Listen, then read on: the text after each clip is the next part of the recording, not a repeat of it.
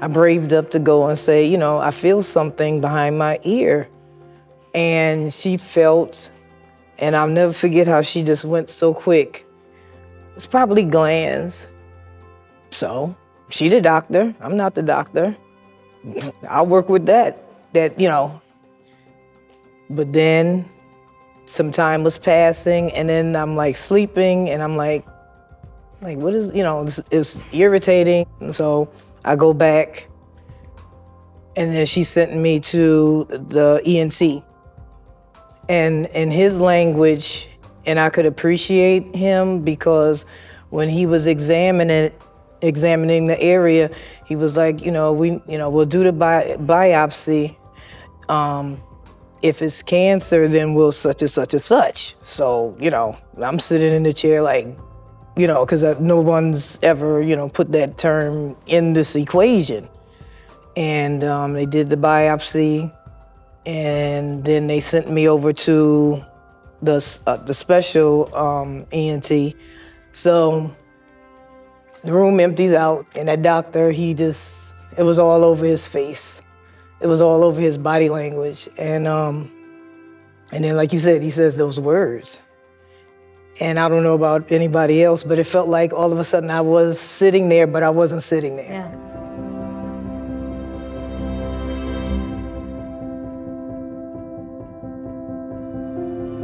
So in May of 2017, I was shaving. I noticed that there was a lump right here, sort of on a lymph node. And I let it go for maybe about a week or two. And I thought, it'll go down. I'd had a cold, and I thought maybe my lymph node was swollen. And it didn't go down. So I went into my primary care physician, and he said, okay, let's treat it with an antibiotic and a steroid, and I want you to come back 2 weeks from today, and I want you and see me. So I took the antibiotic and took the steroid, didn't budge it, didn't move it.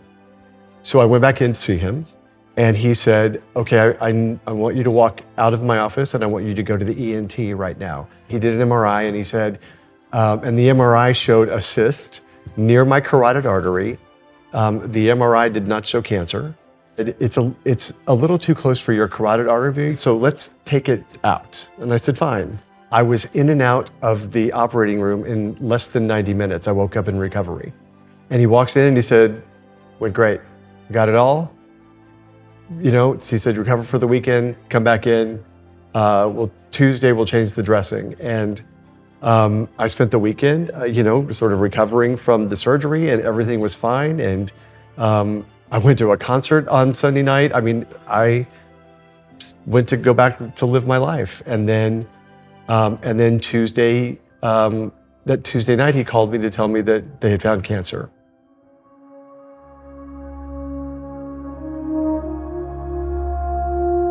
The path to my diagnosis was in 1996. I developed a mild sore throat that was persistent and wouldn't go away.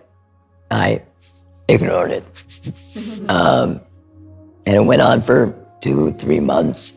And then I started noticing beyond this mild sore throat, when I would drink a soda or any carbonated drink, it would hurt, it would irritate my throat to drink it.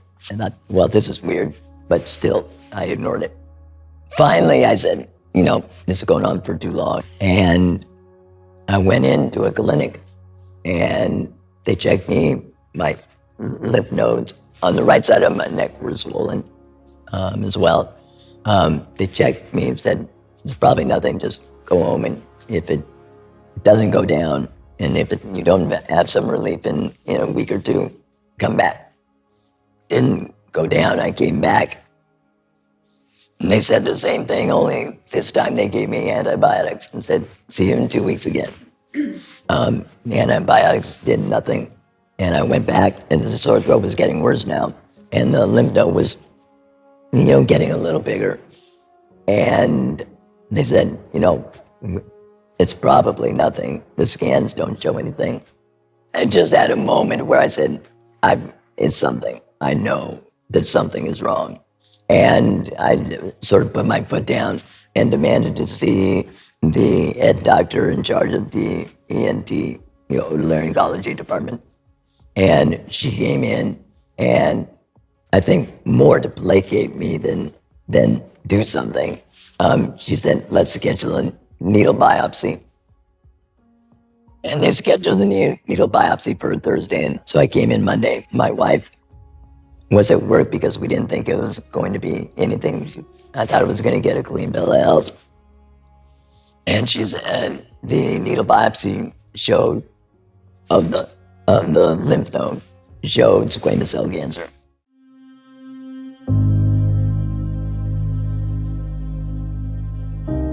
For us, when my husband was diagnosed with tongue cancer, he had already gone through a bone marrow transplant at that point, and his underlying disease causes bone marrow failure and also cancer, often of the head and neck. And so we knew this was probably going to happen at some point. Started out as sort of looked like a canker sore, and then I think they gave him a cream or something for a while, and then they biopsied it, and then it came back dysplastic, and then it got a little bigger. But I think they just kind of kept missing the spot, right? So it kept coming back dysplastic. So he started actually photographing it every day. So he has a picture of it every day, changing and growing really quickly, until the point when it was like, clearly this is something. We had to keep going back and saying, no, I think it's something. So when he was diagnosed, we sort of thought, okay, here we go.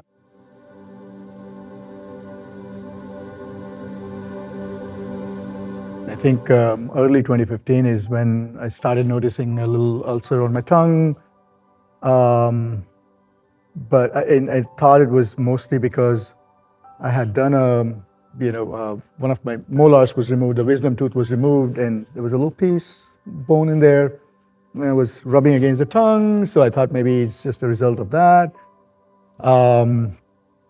And I basically did really nothing about it. And then, like towards the end of 2015, or maybe almost in the fall, my wife, Becky, looked at it and she's like, no, this doesn't look good. So she set me up an appointment with the oral surgeon, and then I went there and they looked at it, and then they said, okay, you know what, we'll do a biopsy just to be sure. So they did a biopsy, and it came out negative. Once we got the results, so we were all like, a sense of relief, and we just sat on it. And it initially did not bother too much, but later on it started bothering. So, fast forward 4 years, and then 2019, it started getting a lot worse. And I could feel whenever I'm eating spicy food or, anything that is acidic or, like orange juice or whatever, it would just hurt, it would burn. So I stopped eating on that side, started eating on this side as a measure, stopgap measure. But I did not think of going to a doctor because I was convinced there's nothing. Then Becky looked at it again and she said, okay, no, you gotta go. And she set me up an appointment, and I go to the doctor, oral surgeon, and they look at it, and the oral surgeon looks at it and goes, oh, this does not look good. And then I told him, well, we did a biopsy 2015. They said, yeah, but right now it doesn't look good. So he did a biopsy. So then I get a phone call from the surgeon. They said I need to meet him tomorrow. Right? So I called Becky, so she didn't say anything, but her lack of response told me there was something, that's not right. And so she and I both go next day to the surgeon's office, and he then laid it out to us. And he said, look, I have bad news, and this is cancer, and you need to get this treated like ASAP.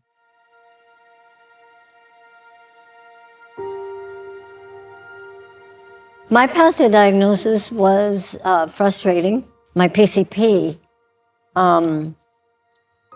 he kept telling me I was fine. Yeah, but I got a lump growing on my neck. Oh, you'll be fine. You probably had a little colder virus. You'll be fine. I'm exhausted. Well, you're training to do the bike ride. You're probably just overdoing it. And there was a part of me that knew that I was sick. And I was like, oh, well, he's telling me I'm not, so I'm going to believe him because I'm way too busy. I don't have time for this. And so it was frustrating, yet I participated in the, oh, you're fine, because I wanted to be fine. So finally, I did the ride, and I literally almost died that afternoon. I felt awful. And I pretty much pushed my way into my PCP's office the next week. And when he saw this huge lump on the side of my neck, he said, oh boy, I'm really sorry. I should have seen you like a few months ago. And I said, well, what's the issue? And he said, I don't know, but you need to have that biopsy. So I go to the biopsy doctor, and he says, oh, I see this all the time. You'll be fine. It's just a node that doesn't, it's just not retreating on its own. I think you'll be fine. Literally, I do it all the time. It's going to be great. You'll be fine.